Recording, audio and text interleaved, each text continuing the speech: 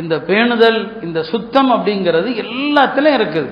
நம்ம வெளிப்படையான சுத்தமா இருக்கிறேன், இதை மட்டும் மார்க்கம் ஒருபோதும் பார்ப்பதில்லை. எல்லாத்திலையும் நமது பார்வைகளுடைய சுத்தம் இருக்குது இல்லையா? பார்வை சுத்தமா இருக்கணும். பார்வை சுத்தமா இருந்தாதான் வணக்கத்தில் இன்பம் இருக்கும். இன்னைக்கு எல்லாருமே கேட்குறாங்க, தொழுகையில் ஒருமை இல்லை, ஒரு வணக்கம் செஞ்சா ஒருமை இல்லை. நபிஸல்லல்லாஹு சொன்னாங்க, யார் பார்வையை பேணுகிறானோ அல்லாஹ் அவருடைய வணக்கத்தில் இன்பத்தை அல்லாஹ் கொடுப்பான்னு சொன்னாங்க. ஹஜ்ரத் அலி ரலியல்லாஹு அவர்கள் அன்னை ஃபாத்திமா ரலியல்லாஹு அன்ஹா இடத்துல கேட்பாங்க, சிறந்த பெண் யாருன்னு கேட்பாங்க. அன்னை ஃபாத்திமா சொல்லுவாங்க, லா யரைனர் ரிஜால் வலா யரவுனஹா, எந்த பெண் அந்நிய ஆண்களை அவளும் பார்க்க மாட்டாள், அந்நிய ஆண்கள் அவள் பார்க்கிற மாதிரி வெளியே வரவும் மாட்டாள். இதுதான் சிறந்த பெண்ணுன்னு சொன்னான். அப்ப இதுதான் சிறந்த பெண்ணுக்கு அடையாளம். அப்ப பெண்கள் அந்நிய ஆண்களை பார்க்க கூடாது, ஆண்கள் பெண்களை பார்க்க கூடாது. இந்த பார்வையை கட்டுப்படுத்தினாதான் இபாதத்து சுத்தமாகும். நாம வெளிப்படையில எல்லா சுத்தத்தையும் பேணுறோம், பார்வை இல்லை. எல்லாருமே வெளியில செல்லக்கூடிய பெண்களை தான் பார்க்கணும்னு இல்லை. நாம வச்சிருக்கிற போன்ல எத்தனையோ பெண்கள் வர்றாங்க, அந்த பெண்களை பார்க்கிறோமே, இதனால உள்ளங்கெடுது, இதனால நம்முடைய வணக்கங்கள் என்னங்க கெடுது.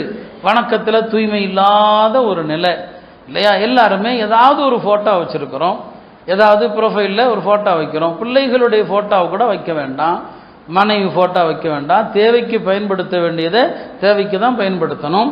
அப்ப பெண்கள் ஆண்களை பார்க்கலாமா? அதுவும் மார்க்கத்தில் தடுக்கப்பட்டிருக்குது. பெருமானார் ஸல்லல்லாஹு அலைஹி வஸல்லம் அவர்கள் ஹஜ்ரத் மைமூனா, உம்மு சலமா 2 மனைவியரோடு வீட்டில் இருக்கிறாங்க. அப்ப அந்த இடத்துக்கு அப்துல்லாஹ் இப்னு உம்மி மக்தூம், பார்வை தெரியாத ஒரு சஹாபி, அவர் வர்றார். அப்ப நபி ஸல்லல்லாஹு அலைஹி வஸல்லம் சொன்னாங்க, தன்னுடைய மனைவிமாரிடத்துல போய் என்ன செய்யுங்க, மறைஞ்சிக்குங்கன்னு சொன்னாங்க. போய் மறைஞ்சிக்குங்க. யார சொல்லதான், அவர் பார்வை தெரியாதவராச்சு, அவர் எங்களை பார்க்கவா போறாரு? பெருமானார் கேட்டாங்க, அஃப அம்யாவானி அந்துமா, நீங்க 2 பேரும் குருடர்களான்னு கேட்டாங்க. அவர் உங்களை பார்க்க மாட்டார், நீங்க அவரை பார்க்குறீங்களே. அப்ப பெண்களும் ஆண்களை பார்க்கக்கூடாது தேவையில்லாம. இன்றைக்கு எல்லாரும் எல்லாரையும் பார்க்குறோம் இல்லையா? இந்த பயான்கள் இன்னைக்கு எல்லாருமே பேணுதலற்ற ஒரு வாழ்க்கைக்கு வந்துட்டோம்.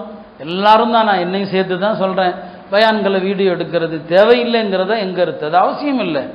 அந்த பயான்ல வரக்கூடியவர்கள் இப்ப பெண்கள் வீட்டில் பயான் தானே கேட்குறாங்க, பயான்ல வரக்கூடிய ஆணை பார்க்கறதும் அவங்களுக்கு ஜாயிஸ் இல்லை. எவ்வளோ பெரிய ஆலிமா இருக்கட்டும், எவ்வளோ பெரிய ஷேഖா இருக்கட்டும், ரசூல் ஸல்லல்லாஹு அலைஹி வஸல்லம் அவங்கள்ட்ட பெண்கள் வந்து சொல்றாங்க, யா ரசூலல்லாஹ் சாஃபிஹனா, பையத்து செய்யும் போது ஆண்கள்கிட்ட முசாஃபஹா செய்றீங்க, எங்கள்கிட்ட செய்ய மாட்டிருக்கீங்களே, உங்களிடம் நான் செய்ய முடியாது, உங்கள்கிட்ட நான் எப்படி செய்ய முசாஃபஹா? எந்த பெண்ணுடைய கரத்தையும் அல்லாஹுடைய தூதர் தொட்டதில்லை என்று ஹஜ்ரத் ஆயிஷா ரலியல்லாஹு அன்ஹா சொல்றாங்க. அப்ப எல்லாருடைய உள்ளங்களுமே இல்லையா, பயான் பேசுறவர், நான் தப்பான எண்ணத்துல சொல்லல, மார்க்கம் அதுதான். பயான் பேசுறவர் அவர் ஒரு வாலிபராக இருக்கலாம், பெண்கள் எல்லாரும் ஒரே எண்ணத்துல பார்ப்பாங்கன்னு என்ன இருக்குது? நசீஹத்து உபதேசங்கள் தானே தேவை. உபதேசத்தை கேட்கறதுக்கு காது போதும், உபதேசம் சொல்றவரை பார்க்கணும்னு என்ன இருக்குது? அப்படி ஏதாவது இருக்குதா? காதுல நல்ல விஷயங்களை கேட்கிறோமா, அது போதும். அப்ப என்னன்னா, இந்த போன்கள் வந்த பிறகு எல்லாருமே இவங்க அவங்கள, அவங்க இவங்கள, இந்த மாதிரி விஷயங்களால எல்லாருடைய உள்ளங்களும் பால்பட்டு போச்சு. எல்லாருமே, அவர் இவர் அல்ல, எல்லாருமே பால்பட்டு போனதனுடைய விளைவு என்ன? சமூக ஒழுக்கங்கள் இல்லாத சூழ்நிலை, நிறைய மார்க்கத்துக்கு விரோதமான செயல்கள், அருவருக்கத்தக்க செயல்கள் அதிகமாகிவிட்டதனுடைய விளைவுகள் இதுதான். இதைத்தான் நான் சொன்னேன், எல்லா விஷயத்திலும் சுத்தம் என்பது வேண்டும். அந்த சுத்தம் தான் நம்முடைய வாழ்க்கையில வணக்கங்களை எல்லாம் ஒளிமயமாக்கக்கூடியவை. எனவே அருமையானவர்களே, பேணுதல் இல்லாத இந்த வாழ்க்கை நம்ம எந்த அளவுக்கு இன்றைக்கு சோதனைகளை தள்ளி இருக்குது. உலகம் முழுக்க முஸ்லிம்கள் சோதனையில் இருக்கிறோம், இந்தியாவில் சோதனையில் இருக்கிறோம் இல்லையா? இந்தியாவில் பெரிய சோதனை பாருங்க.